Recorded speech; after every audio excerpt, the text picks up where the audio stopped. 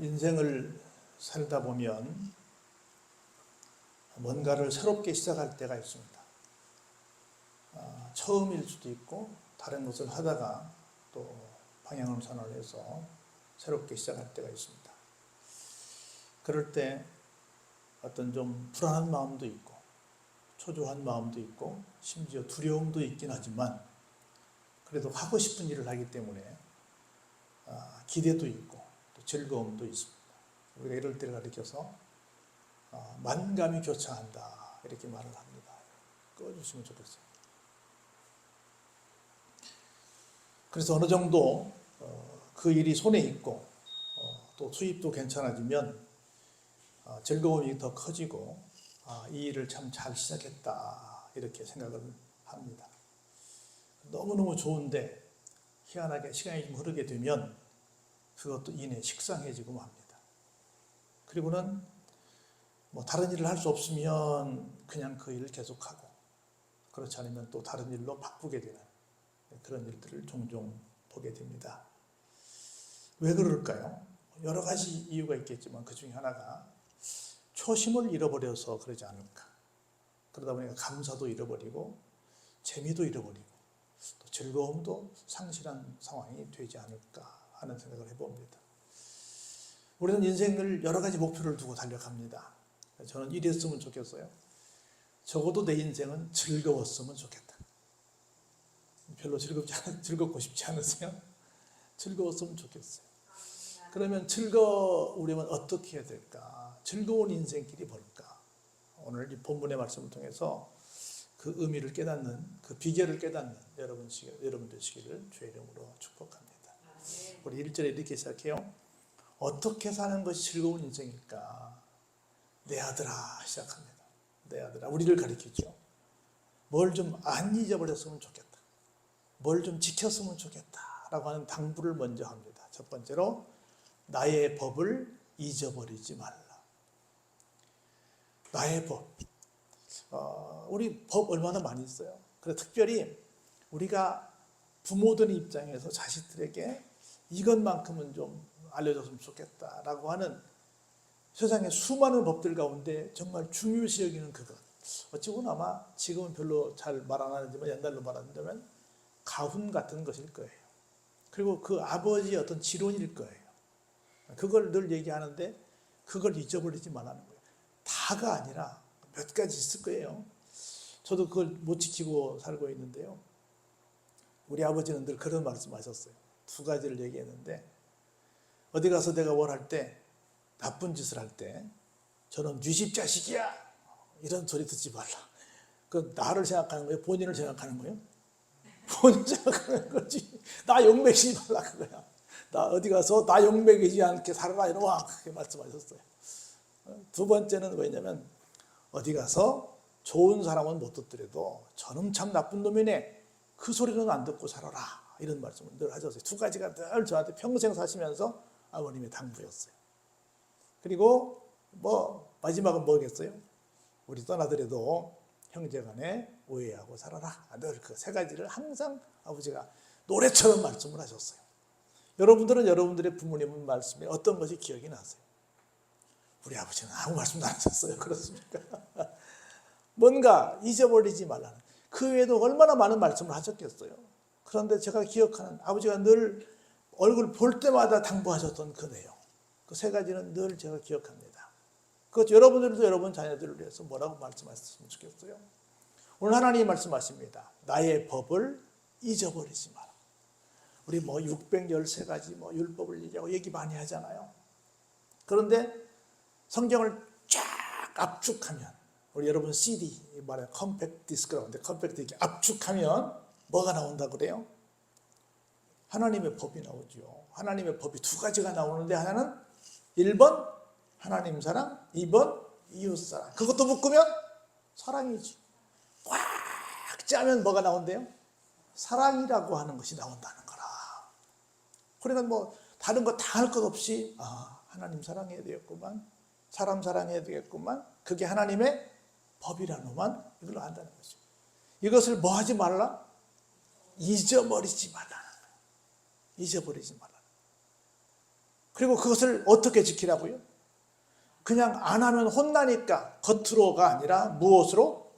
마음으로 지키라는 거예요. 다 지킬 수 있죠. 근데 마음으로 지켜. 저는 이런 생각을 해봐요. 우리나라가 어느 순간부터 어떤 나라가 됐냐면 교육이 크게 잘못됐다고 생각이 드는데 어떤 권리를 가르치는 나라가 된 것 같아요. 아니 정확히 말하면 권리만 가르치는 것 같아요. 그래가지고 막 가서 나 이런 권리가 있어 하고 막 외치는 사람들이 많은 것 같아요. 권리는 뭐겠어요? 나의 보호지. 나를 보호하는 거지. 근데 나를 보호하는 것은 누가 가르친다고 하겠어요? 안 가르친다고 하겠어요? 그건 본능적으로 하지. 안 가르쳐줘도 하지. 그렇죠? 근데 가르칠 건 뭐겠어요? 의무와 책임이겠죠. 책임과 의무를 학교에서 가르쳐요? 권리를 가르쳐요? 내가 보니까 권리만 가르치는 것 같아. 권리는 안 가르쳐도 돼. 책임과 의무를 가르쳐야 되는데 책임과 의무는 안 가르쳐주면서 책임과 의무는 안 하면서 뭐만 달라고 그래요? 내 목만 달라고 그러는 거야. 내 목만. 이게 크게 잘못된 것이 아닐까 싶은 거예요. 그래서 우리가 정말 진짜 법이 뭘까?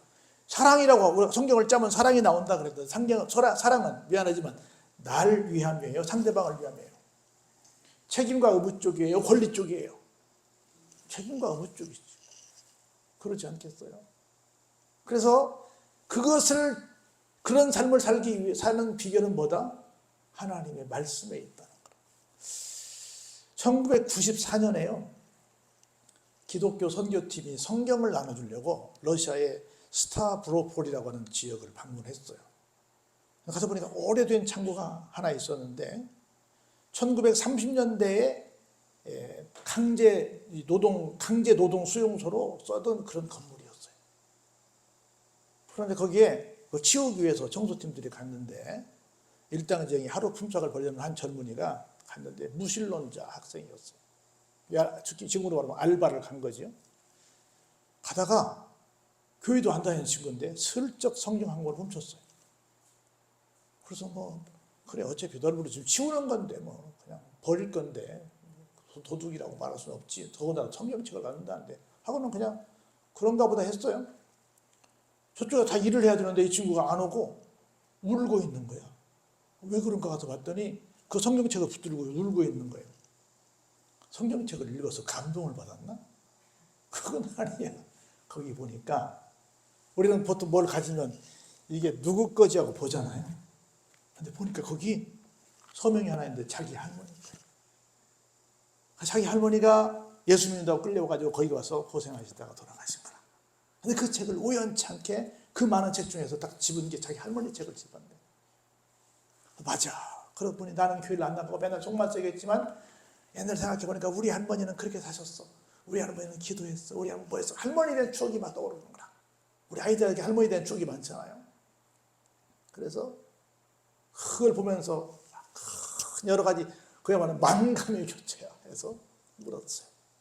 나중에 예수 믿었을까요? 안 믿었을까요? 믿었지. 할머니가 뭘 위해 기도했겠어요? 저 교회 안 나가는 손주 위해 기도했을 거 아니야. 그래서 그 많은 책 중에 그것이 눈에 띄게 하는 거죠.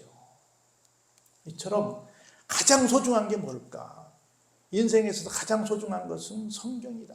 나에게 성경이고 이 성경이 대대손손 좀 이어져 갔으면 좋겠다라고 하는 것이 우리의 큰 바람이 되길 바랍니다. 그래서 1절에 이것을 잊어버리지 마라. 그리고 이것을 그냥 지키지 말고 뭘 다해서? 마음 다해 지켜라라고 말씀하고 있는 거예요.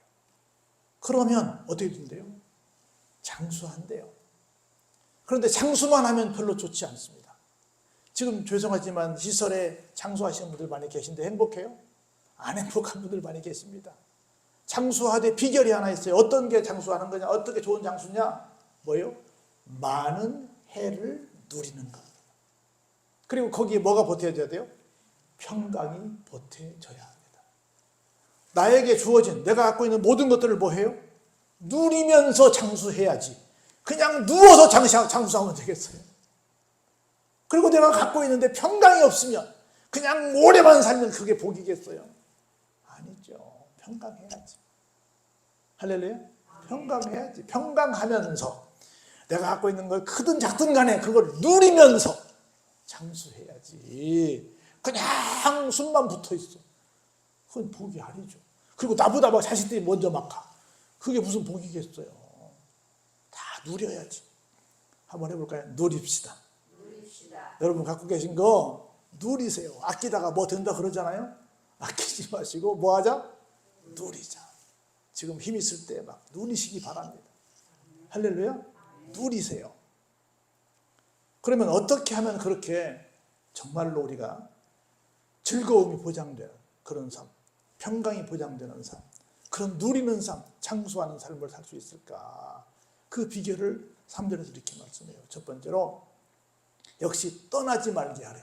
아까 잊지 말라 그랬는데 인자와 진리가 내게서 떠나지 말게 하고 그걸 떠내보내주지 않기 위해서 그것을 어디에요? 내 목에도 메고 마음판에도 새기라는 거예요. 그럼 두 가지야. 하나는 뭐예요? 인자야. 하나는 뭐예요? 진리야. 인자는 뭘까요? 우리가 지금 살고 있는 게 뭐다? 100% 하나님의 은혜다는 거지. 이것을 뭐예요? 절대로 네 마음속에서 떠나지 말게 하라는 거예요. 나의 나된 것은 전적으로 하나님의 은혜지 내가 뭐 잘나서 내가 뭐 노력해서 내가 어떤 조건이 있어서 된 게 아니다라는 걸 항상 내 마음에서 떠나지 않게 하라는 거예요.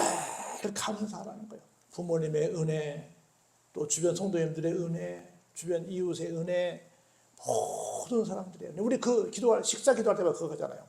오늘 우리가 이 식탁을 대하고 있는데 내 입에 들어가기까지 얼마나 많은 농부들이 수고했는지 그 농부들의 수고도 알게 하시고 이렇게 기도하는 사람들 있잖아요. 그리고 꼭 기도하는 사람, 오늘 또 우리는 이렇게 맛있는 식사를 하지만 이걸 못 먹는 다른 세계의 많은 이웃들도 하나님 기억해 주시고 저들에게 또 이런 날이 속히 오게 해달라고 기도하잖아요. 우리 시간이 짧아서 짧게 기도하지만 사실 식사 기도할 때마다 그 기도해야 할 거 아니에요. 여러분 농부들이 쌀 한 톨 얻기 위해서 얼마나 수고한 줄 아세요? 이런 과일 하나 얻기 위해서 얼마나 수고한 줄 아세요? 그냥 얻어지는 게 아니에요. 그래서 그런 늘 모든 걸 생각할 때마다 어때요? 늘 인자로 내가 그 하나님의 인자하심으로 내가 지금 버티고 있다. 지금 살고 있다. 이걸 알라는 거예요. 그리고 내가 내 공식으로 내 지식으로 내 어떤 노하우를 갖고 살아가는 것이 아니라 무엇으로 말미암아? 진리로 말미암아 내가 살아간다. 할렐루야. 진리가 나의 길을 안내하는 그런 기가 막힌 나의 좋은 어떤 멘토가 된다. 지금으로 말하면 한다는 걸 알고 살아야 된다는 거죠. 그렇게 살면 어떻게 된대요? 한번 같이 볼까요? 그리하면 네가 어디요? 하나님과 사람 앞에서 어때요? 은총과 귀중히 여김을 받으리라. 어디서 많이 봤죠? 3층 화장실에 써 있어요. 안 가봤어요? 3층 화장실에 이 말씀이 써 있어요. 그리하면 네가 하나님과 사람 앞에서 어때요? 은총과 귀중히 여김을 받게 된다. 뭐가 있으면? 내가 잘나서 된 것이 아니라 하나님이 베풀어준 사랑, 그 인자로 내가 살고 있구나. 내가 똑똑해서 내 길을 개척하는 것이 아니라 진리가 나를 인도하고 있구나. 이것을 고백할 때 내가 진짜로 인정받는 삶을 살게 된다는 겁니다. 그래서 성경의 결론이 뭐예요? 이 모든 걸 만든 건 뭐다? 성경이다. 성경. 여러분 그 프랑스의 데모노 빅투르 위고라는 사람 얘기 들어봤죠? 이 사람은 항상 한 손에는 셰익스피어의 책이 있었고요. 한 손에는 성경이 있었다고 합니다. 여러분 영국을 해가 지지 않은 나라로 만든 그 빅토리아 여왕이 있잖아요. 이 양반은 늘 모든 정치를 할 때 해답을 구할 때마다 성경을 읽었다고 그래요. 마틴 루터는 성경을 보급하는 일이 진짜 종교개혁이라고 말을 했어요. 토마스 제퍼슨은 자기가 미국의 대통령이 된 이유는 어려서부터 늘 성경을 읽고 묵상했던 결과라고 말을 합니다. 여러분 전 세계에 성경을 배포하는 그 국제기도원협회 있지 않습니까? 거기에 핸더슨 총무는 이런 말을 해요. 10년 안에 결실을 보려거든 나무를 심으시오. 50년 안에 결실을 보려거든 사람을 키우시오. 그러나 영원의 결실을 맺고 싶다면 뭘 봐라? 성경을 보십시오. 라고 말을 한 겁니다. 세상에 수많은 명사들이 무엇을 통해서 그렇게 큰 업적을 이뤘다고요? 성경을 통해서, 말씀을 통해서. 이 성경이 다입니다. 그래서 성경을 갖고 성경을 내가 믿으면 어떻게 될까요? 성경의 주인공인 하나님을 신뢰하겠죠. 할렐루야. 하나님을 신뢰하면 무엇을 의지하지 않겠어요? 내 명철을 의지하지 않겠지. 명철이 뭐예요? 어떤 것이 옳은지 그런지를 판단해서 내가 결정 내리는 거예요. 내 명철을, 내 결정을, 내 생각을, 내 의지를 의지하지 않는다는 겁니다. 그렇게 되면 어떤 사람이 된다? 6절에 보니까 언제 하나님을 인정해요? 범사에. 범사에는 언제? 항상이지. 큰 일이든 작은 일이든 항상 인정해 드리는 거죠. 그러면 어떻게 돼요? 하나님께서 내 길을 지도하십니다. 내가 요새 가만히 보니까 사람들은 하나님보다 내비게이션을 더 믿는 것 같아. 하나님보다 더 믿는 것이 너무 많은 것 같아. 하나님보다 돈을 더 믿는 것 같아. 하나님을 인정해야 되는데 하나님보다 더 믿고 따르는 것이 더 많아. 특별히 이 과학 문명에, 특별히 뭐 어려운 거 있으면 다 누구한테 물어봐요? AI한테 물어봐. 뭐 챗봇에 물어보고 전부 다 뭐 누구한테 뭐 네이버에 물어보고 누구한테 여쭤봐야 되는데 하나님께 여쭤봐야 되는데 다른 데다 물어봐. 여러분 미안한데요. AI가 뭣도 한대요? 거짓말도 한대요. 정보가 없으면 거짓말로 꾸며서 주인이 만들어달라는 건 무조건 만들어준대. 무조건 만들어주는 건 뭐가 있어요? 거짓말이 있는 거야. 그래서 반드시 그걸 쓸 때는 사실 확인을 하고 써야 된다는 거예요. 그냥 쓰면 안 된대요. 사람들이 그걸 믿습니다. 심지어 점도 그걸로 보고 전부 사람들이 거기를 맹신하고 있지 않나 하는 생각이 들 정도로 정말 우려가 큽니다. 순기능도 많은데 너무 역기능이 많은 상황이 아닐까 싶은 생각이 드는 거예요. 누구를 인정하라고요? 항상 하나님을 인정하라는 거예요. 그 누가 인도하길 바라요? 하나님이 내 길을 지도하시고 인도하기를 바라는 여러분 되시기를 바랍니다. 그래서 계속 얘기하는 거예요. 그런 거로 뭐 하지 말라? 스스로 나는 지혜로워 라고 생각하지 말라는 거예요. 여호와를 경외하며 뭘 떠나라? 악을 떠나라. 문장상 여기서 악은 뭐겠어요? 하나님보다 내 능력을 인정하는 것이겠지.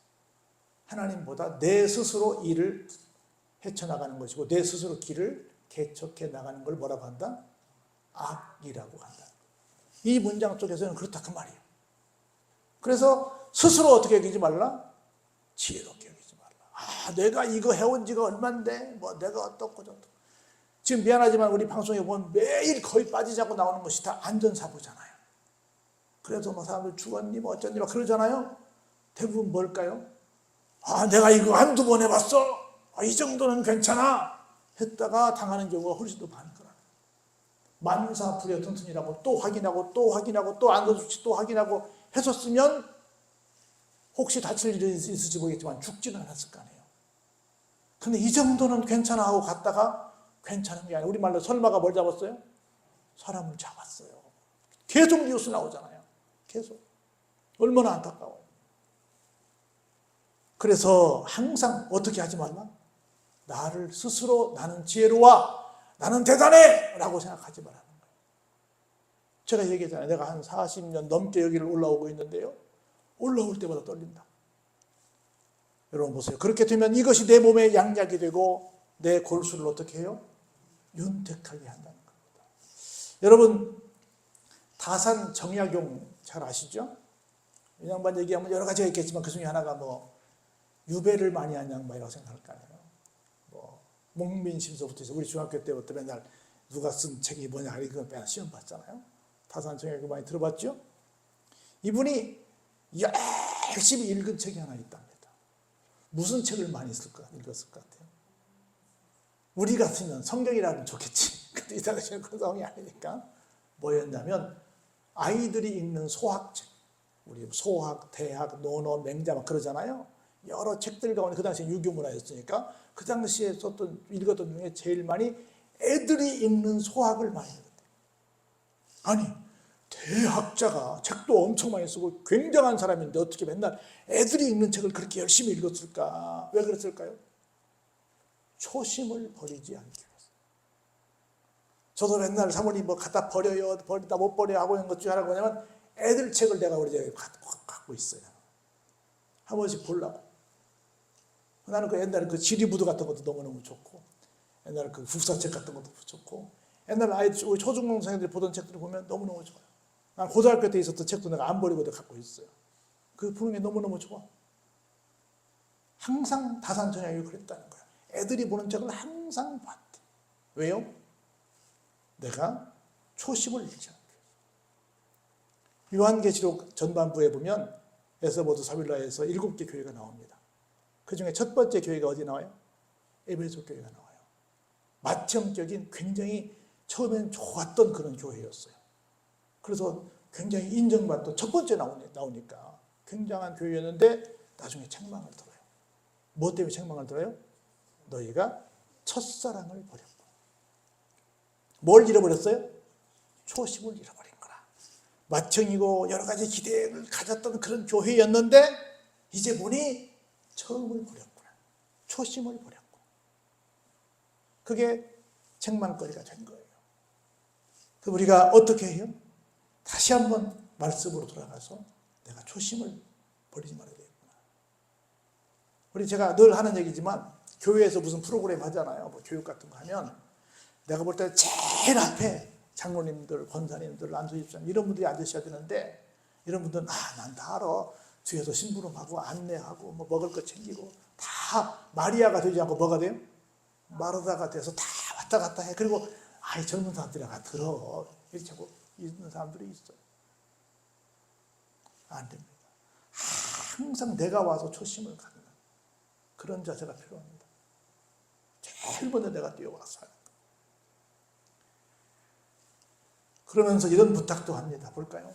내 재물과 내 소산물의 처음 익은 열매로 여호와를 뭐해라? 공경하라. 이게 무슨 얘기예요? 모든 것이 다 누구 거예요? 하나님의 것이라는 것을 인정해라 그 말입니다. 그렇게 되면 내 창고가 어때요? 얼만큼 차요? 가득히 찬대요. 그리고 내 포도즙들과 새 포도즙이 어떻게 된대요? 넘쳐난대요. 할렐루야. 우리 살면서 마음만 부자면 안 되잖아요. 물질도 부자여야 될 거 아니에요. 물질도 부자여야 되려면 모든 것이 누구 것이다?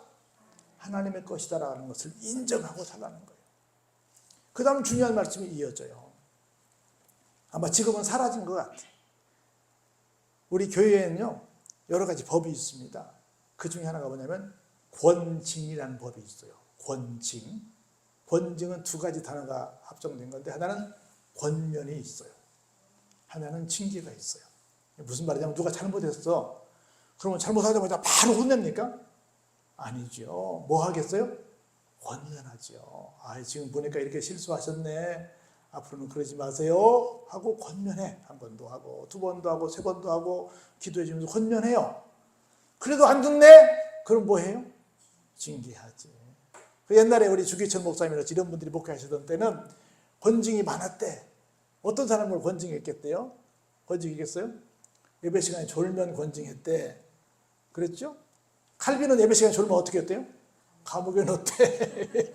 지금 권징이야. 여러분 예배 시간에 졸면 큰일 납니다. 권징이야. 이게 권징이야. 근데 지금 교회에서 권징이 있어요? 집사님 왜 이렇게 늦게 왔어요? 집사님 왜 예배 시간에 졸아요? 막 뭐라고 할 수 있어요?